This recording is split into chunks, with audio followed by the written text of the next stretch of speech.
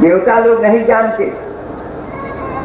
अयोध्या में 10 वर्ष सहस्राणी 10 वर्ष तानि च रामो राज्यमुपासित्वा ब्रह्मलोकम प्रयास्यति। 11,000 वर्ष राम अयोध्या में राज्य किए थे, लेकिन जिस समय मर्म की लीला हुई वहां के निवासी नहीं जान सके।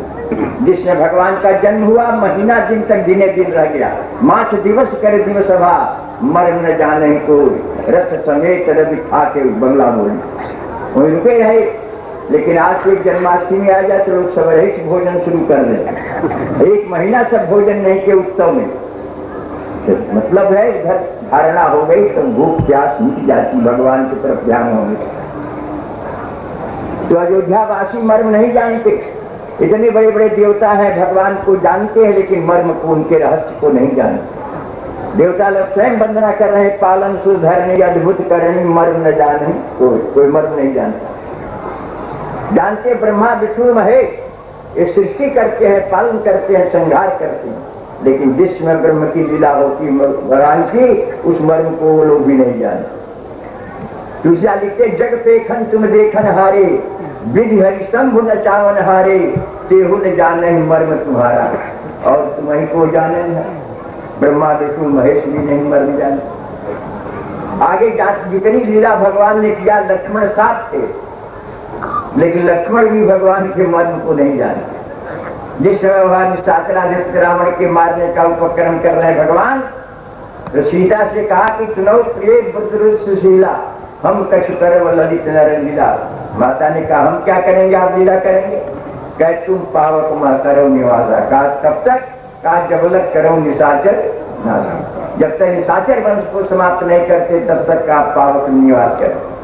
तो माता सहायता करने के लिए निज प्रतिबिंब में राख पिता सीता, माया की सीता बना दी। इसलिए रावण असली सीता को नहीं पाया, क्योंकि वो भी तिरंगी बन के आया था, आया वहां जतिन कर भेसा, असली रूप में आता तो पा जाता। तो कहने का तात्पर्य है लक्ष्मण साथ में थे, लेकिन कहते हैं लक्ष्मण हुए हमारे, लक्ष्मण मरण नहीं जानते। आगे विचार करें, जिस रावण अट्टालिका पर बैठकर नृत्य कर रहा था, भगवान ने धीरे से एक सीख बार मार दिया। छत्र मुकुट टाटंकते हती एक ही बाण, सबके देखत मही परे मर्म न कोई जाने। भगवान ने मर्म दिला वहां की कोई जान नहीं पाई। रावण का मुकुट गिर के आ गया। कहाँ तक बताएं, उत्तरकांड चलिए, जिससे विजय करके आए हैं, कीट पतंग से लेकर ब्रह्मा पर्यंत तक सभी आत्मा की रक्षा चाहते हैं, आत्मा के दर्शन, भगवान का दर्शन करना सभी चाहते थे, भगवान से मिले। तो भगवान ने वहां भी एक लीला कर दी, अमित रूप पर जेते ही काला, जथा जोग सब मिले कृपाला, क्षण माह सब ही मिले भगवाना, उमा मर्म है कोई मर्म नहीं जान सका, भगवान सबसे मिलती। तो हमारे कहने का अभिप्राय संक्षेप में है, बालिकांड से उत्तरकांड पर डालिए, भगवान के मर्म को कौन जान सकता है? जाति पाति पर विचार नहीं है। जो लोग अपने स्वधर्म का पालन करते हैं वो भगवान को जान जाते, वो केवल जान गया। मांगी नाव न केवल जाना, कहे तुम्हारे मर्म में बड़े बड़े नहीं जान सके, और वो कहता हम मर्म जानते। क्यों? उसका क्या सिद्धांत था?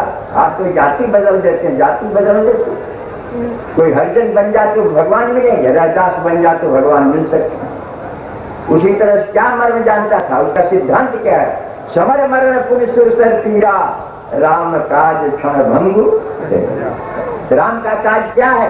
विप्रधेन सुर संत करे दीन मन के अवतार, धर्म के लिए, गाय के लिए, संस्कृति सभ्यता की रक्षा के लिए जो प्राण उत्सर्ग करने के लिए तैयार होता है, वही भगवान के मर्म को जानता है। तो हमारे कहने का अभिप्राय है, भगवान को जानना है तो अपने स्वधर्म का पालन करना चाहिए। इसलिए केवल मर्म जानता था, क्या मर्म है तो हमको घंटों बोलना हो तो पता लगेगा, इसलिए मर्म भगवान के जानता था। और वही नहीं, इसीलिए क्यों लोग कन्याओं का धन नहीं खाते थे, धर्म का पालन करते थे।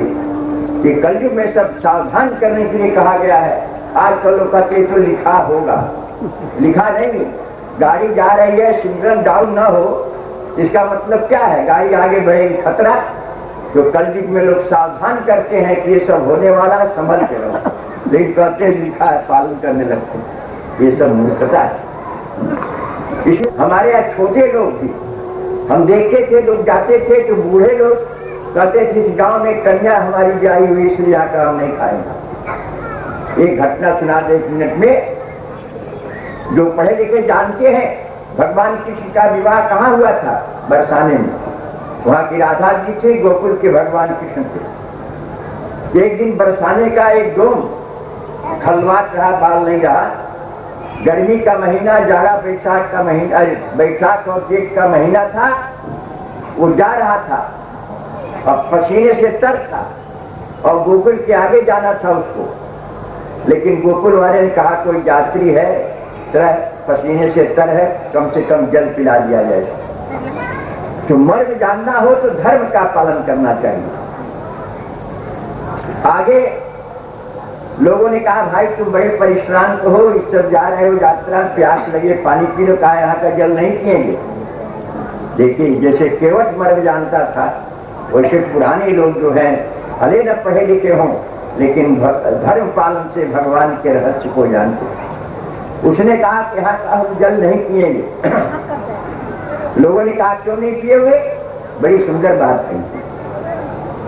अत्रास मदीया नरपाल पुत्री विवाहिता वै नृपनंद्र जाय तेनैव जातम न पिबामि बारिं सुतं च पुत्रीं धनमुज्जनीयम्। कहा यहाँ तो हमारे बरसाने की लड़की यहाँ के राजा की लड़की से ब्याही हुई, इसलिए तेन जातम, इस कारण से न पिबामि बारिं, यहाँ का हम जल नहीं पी सकते। सुतं च पुत्रीं धनमुज्जनीयम्। वेद शास्त्रों में लिखा है कि पुत्री का धन त्याग करने के योग्य है, ग्रहण करने के लायक नहीं। जहाँ यह विचार चलता था तहाँ आजकल माई जराई जिसकी लाठी उसकी भैंस चल रही। तो उसने जल नहीं ग्रहण किया। तो हमारे कहने का अभिप्राय ये सब कलयुग में होगा। सावधान होना चाहिए हम लोग के सत्संग में, नहीं तो आजकल कोई है नहीं सत्य बोलने वाले, वक्ता बहुत कम है।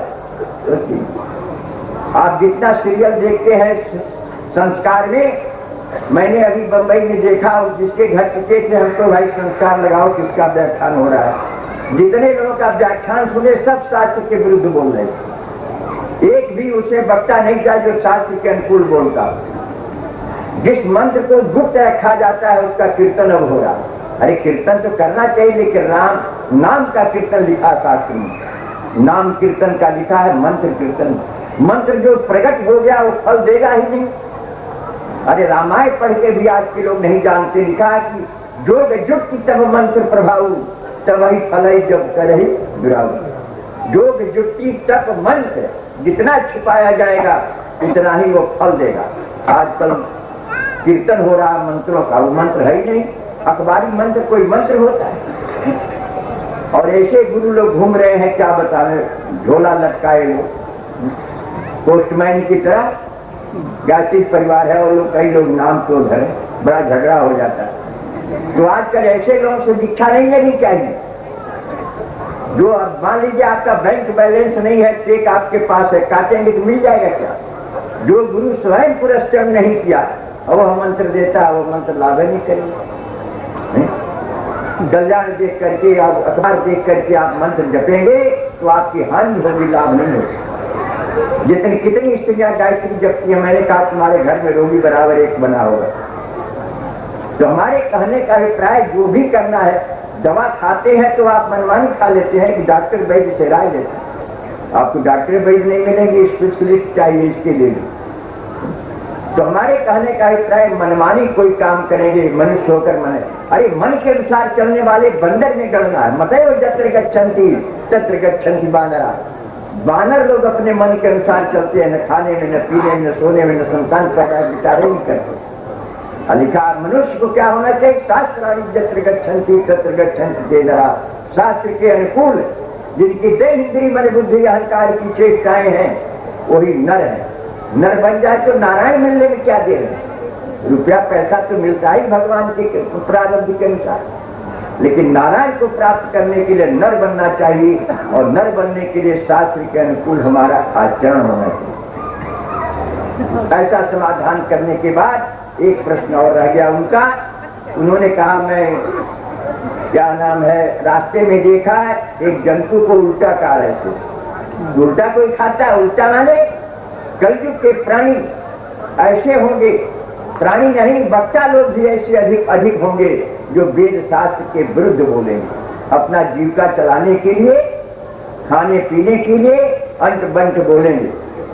अंट बंट बोलते हैं तो उनकी आयु भी बहुत कम हो जाती है। कहने का तात्पर्य है कि कलयुग में उल्टा खाए माने चला है सुपंच वेद मग छाड़े कली कलेवर कलिमल भाड़े। जो कलयुग में उल्टा बोलकर खाएंगे, कजरी विरहा करके गाएंगे, तो हमारे कहने का प्राय साथ उल्टा जिनको उपदेश देने का अधिकार नहीं है वो उपदेशक बन जाएंगे। ऐसी स्थिति में हमारा संक्षेप में कहना है ये सब कलयुग में घटना घटने वाली है। आप लोगों को सावधान करने के लिए लिखा जाता है और कहा जाता है, लेकिन वास्तव में जिनका प्रारब्ध प्रबल होगा वही बच सकते हैं। ऐसी स्थिति में अंतिम में युधिष्ठिर ने क्या किया? जब ये समाधान करने के बाद युधिष्ठिर ने तलवार निकाल दिया, कहा तुम साक्षात कलयुग हो मालूम पड़ते हो, इस प्रकार का उत्पटान प्रश्न हमारे धर्म नियंत्रित शासन में किए हो, बताओ नहीं तो गला काट देंगे। तब कलयुग हाथ जोड़ा, कहा आप राजा हैं न्याय करिए, ये द्वापर का अंत हो रहा है और हमारा राज्य होना चाहिए, न्याय करिए, राज्य हमको दे दीजिए। युधिष्ठिर तब हंस दिए, कई बात ठीक कर रहे हो, ये द्वापर का अंत है, भगवान कृष्ण जा रहे हैं, उसके बाद मैं चला जाऊंगा तुम अपना राज्य करना। तो कहने का तात्पर्य है इस कलयुग में बड़ी भयंकर भयंकर घटनाएं होंगी, तो उस घटनाओं से बचने के लिए ये सब बातें कही गई है शास्त्रों में, उसका हम पालन करें तो हमारा आपका कल्याण हो सकता है। धर्म कोई ऐसी चीज नहीं है, कई बार हम लोगों ने कहा है अरे खाना पीना सोना मरना डरना संतान सब धर्म है, मनमानी करना अधर्म है। इसीलिए हम कहा करते हैं कि आजकल बहुत से लोग आते हैं, बहुत सी माताएं आई थी, शंका करती हैं महाराज हमारा लड़का नालायक हो रहा है। एक कलयुग का प्रभाव, नालायक लड़का हो रहा है, किसका दोष है? आपका दोष नहीं। एक कह रहे थे कि हमारा लड़का शराब पीता है, हम कहे शराब पीना तो आप सिखाई हैं, वो बिगड़ गई, हम कहाँ सिखाए? हमने कहा कि सिखाई नहीं तो दूध कौन पिलाया? पहले देहात में कहते थे अपनी माँ का दूध पियो, आओ सामने लड़ो, अब दूध नहीं पिएगा लड़ेगा। तो दूध नहीं पिलाती है, बोतल पकड़ा देती है, तो शीशी पकड़ा देगी क्या होगा? बोतल की आदत पड़ेगी, जैसे खैनी पीने की आदत पड़ जाए तो बोतल उसका छूटता नहीं, मरते दम तक। जब तक वो रहता है तब शीशी पीता है, जब बड़ा हो गया स्कूल कॉलेज में स्कूल में जाने लगा, एक बोतल छूट गया दूध का, तो कोका कोला का बोतल पकड़ लिया, और जब उसके आगे बढ़ा कहीं सर्विस लगा तो शराब का बोतल पकड़ा, बोतल नहीं छोड़ता जीवन। अब जब मरने लगा तो ग्लूकोज का बोतल पकड़ा। तो इसी तरह जीवन भर बोतलें इसमें लड़कों का दोष नहीं है, माता पिता का भी दोष है। एक समस्या है जब भागलपुर में आया कि कारण पुत्र नालायक हुई, नालायक पुत्र क्यों होता है? हमने कहा माता पिता का दोष केवल उसी का। इस समस्या की पूर्ति करें, अब समाप्त करेंगे। कई कारण पुत्र नालायक हुई, तो हमने कहा जननी नहीं दूध पियावत है, आजकल की माता दूध नहीं पिलाती, जननी नहीं दूध पियावत है, शिशुआद से बोतल पावत हुई, और टीवी में देखे फिल्म सब है और जानत है शुभदायक हुई, चैन नहीं चित्रहार बिना और वंडा शराब सहायक हुई, तो संस्कारित माता पिता ही नहीं, यही कारण पुत्र नालायक। इसलिए वास्तव में जब लायक पुत्र प्राप्त करना है तो आप लोग पहले सुधरें, और धर्म ही सुधारेगा। कैसे खाना पीना सोना, ये सब लंबी बात है, हम कहाँ तक सुनाएंगे? आज तक प्रार्थना करना लोग नहीं जानते, भगवान की कैसी वंदना करनी चाहिए, ये सब बातें कहने में बहुत विलंब होगा। एक जगह हम देखे, हम लोगों की परंपरा थी, जिस समय यात्रा करते थे तो अपने अपने इष्ट देवता की वंदना करते थे। मान लीजिए संस्कृत पढ़े हैं, शंकर जी के भक्त क्या कहते थे? कर्पूर गौरम करुणावतारम संसार सारम